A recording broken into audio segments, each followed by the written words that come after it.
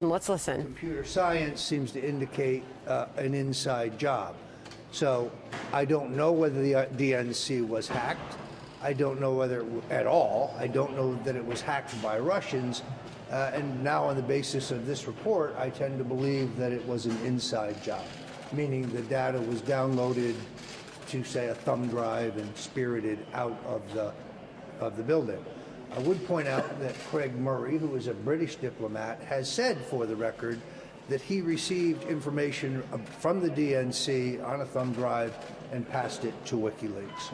You and the president still communicate. Have you said anything to him about what you plan to say here today? Have you spoken with him at all about this testimony? I have not. I'm not even sure that he is aware that I was testifying today, although he may have read it in today's Washington Post.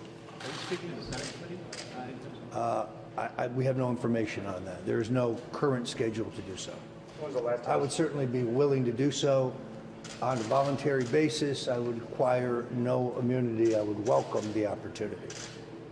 When was the last time? Pardon me? Have you heard from Mueller's office? I have not. When was the last time you spoke to the president? Recently. I'm going to decline to characterize it. It was not about this investigation.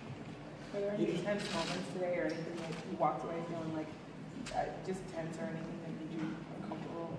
No, I wouldn't say so. There were certainly some partisan clashes and maybe some disagreements, or I would say some differences of opinion, but nothing that made me uncomfortable. Can you go into detail about what those clashes might be? I prefer not to.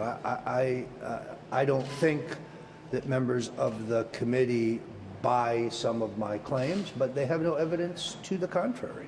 Did you ask Adam Schiff directly to apologize to you?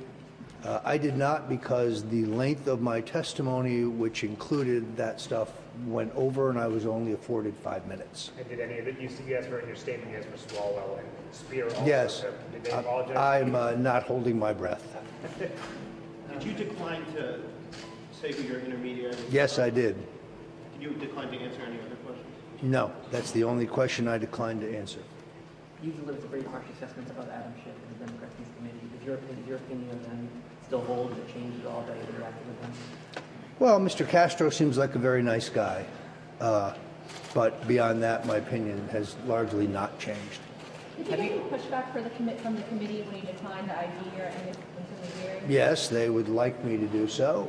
I told them that I would consider it. Now, the reason I am not submitting that name is because the intermediary is a journalist, and our conversation was off the record. I'm an opinion journalist. He's a journalist. I'm not going to burn somebody who I spoke to off the record. If he releases me, if he allows me to release it, I would be happy to give it to the committee. I'm actually going to try to do that. Mr. Stone, you and Michael Caputo have both come here and in your statements, either before or afterwards, said to the effect you've asked for apologies. You've said that members of the committee have sort of smeared your character. By and large, do you look at this as a serious exercise? No, I think it's an entirely political exercise. Look, they make the charges against you in a public forum for maximum coverage to benefit their U.S. Senate campaign or their re-election, but then they only allow you to respond behind closed doors, and they won't even allow the release of a transcript. It really puts you at an extraordinarily unfair advantage. In the case of Michael Caputo, he attended the session, answered all questions truthfully, and then Congresswoman Spear came back and maligned him, said that he had perjured himself. I don't believe that that's true. Mr. Stone, do you think that the president should fire Bob Mueller? Yes. Why is that? Because he auditioned, or I should say interviewed, for the job of FBI director the day after Mr. Comey resigned, or was fired, pardon me, was passed over for that job. That, to me, constitutes a conflict. And have you made that recommendation directly to the president? I have not. But I've written it. I've said it on Infowars.com. I've said it. I've written it in the Daily Caller. The president may be aware of my view. What was the disposition of the Republican committee? Were they arguing on your behalf? No, I think they were trying to do their job and write a fair report. There were some clashes between the Republicans and the Democrats about the appropriateness of some questions, but overall, it was pretty collegial. Which questions?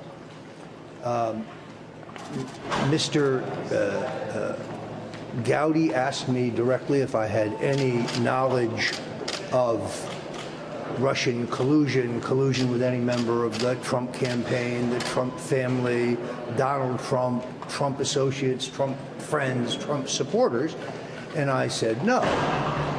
Mr. Schiff said, well, we could ask the same question of Vladimir Putin, and Mr. Gowdy took exception to that.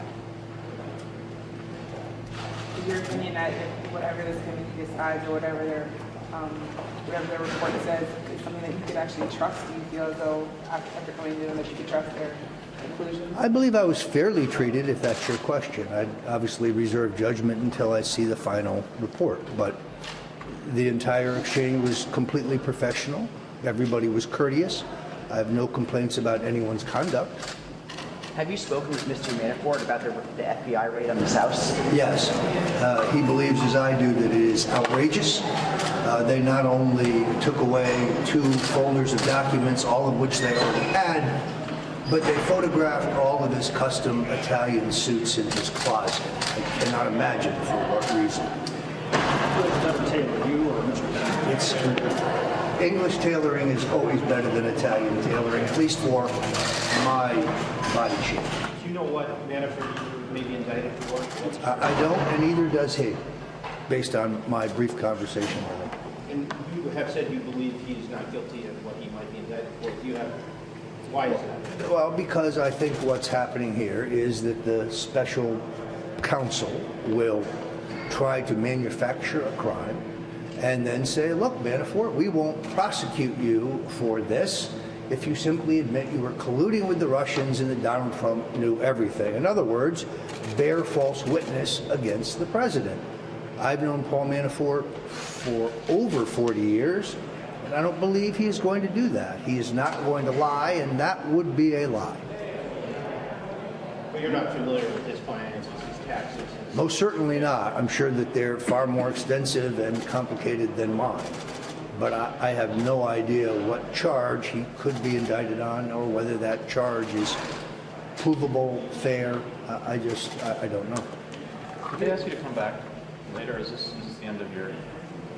There was no discussion of coming back, although I'd certainly be open to it under the right circumstances. Have you had any communications with Michael Flynn at all? I have not. I don't know General Flynn. Anybody else? Thank you very much. Thank you all. Thank you.